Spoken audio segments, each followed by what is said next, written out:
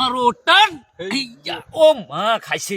মেঘনা নদীতে 40 কেজি ওজনের বিশাল কচ্ছপ উদ্ধার। জেলে শেখ ফরিদের জালে ধরা পড়া কচ্ছপটি মেঘনার বাস্তুতন্ত্র রক্ষায় গুরুত্বপূর্ণ ভূমিকা রাখবে বলে মত বিশেষজ্ঞদের। বিস্তারিত দেখুন নোয়াখালীর হাতিয়া থেকে হানিফউদ্দিন সাকিবের পাঠানো প্রতিবেদনে। দর্শক, অনেক বিশাল আকারের কচ্ছপ দেখেন। আরো সামনান ক্যামেরা, আরো সামনান। অনেক বিশাল আকারের কচ্ছপ এখনো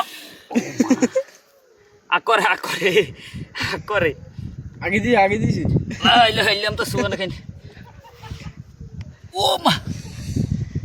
নোয়াখালীর হাতিয়া দ্বীপ সংলগ্ন মেঘনা নদীতে গতকাল শেখ ফরিদ নামে এক জেলের জালে 40 কেজি ওজনের একটি বিশাল কচ্ছপ ধরা পড়েছে। জানা গেছে, নিয়মিত মাছ ধরার অংশ হিসেবে নদীতে জাল পাতলে এই বিরল ও বিশালাকার কচ্ছপটি সেখানে আটকা পড়ে। উদ্ধারকৃত কচ্ছপটি সম্পর্কে বিশেষজ্ঞরা জানিয়েছেন, সচরাচর মিষ্টি পানির নদীতে এই ধরনের কচ্ছপ পাওয়া না গেলেও মেঘনা নদীর বর্তমান প্রাকৃতিক পরিবেশে এটি জীববৈচিত্র্যের এক অনন্য উদাহরণ। কচ্ছপটি সুস্থ অবস্থায় উদ্ধার করা সম্ভব হয়েছে। স্থানীয়রা জানিয়েছেন, উদ্ধার হওয়া কচ্ছপটি দেখার জন্য নদীর পাড়ে সাধারণ মানুষের ভিড় জমে যায়। পরবর্তীতে পরিবেশের ভারসাম্য রক্ষার খাতিরে এবং কচ্ছপটির সুরক্ষায় সেটিকে বিশেষ যত্নে পর্যবেক্ষণ শেষে আবারও মেঘনা নদীর নিরাপদ স্থানে অবমুক্ত করা হয়। এই যে বিশাল প্রায় এক, ও মা সামনে হয়ে যায়, এক মনে হবে কচ্ছপ। ও মেনিয়ান জানি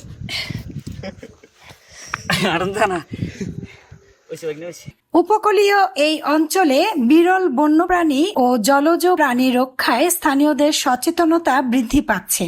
পরিবেশবিদরা এই পদক্ষেপকে স্বাগত জানিয়ে বলেছেন, মেঘনার বাস্তুতন্ত্রের ভারসাম্য বজায় রাখতে এ ধরনের প্রাণীদের সুরক্ষা দেওয়া অত্যন্ত জরুরি। কোনো প্রকার ক্ষতি না করে কচ্ছপটিকে নদীতে ছেড়ে দেওয়ার মাধ্যমে স্থানীয়রা দায়িত্বশীলতার পরিচয় দিয়েছেন।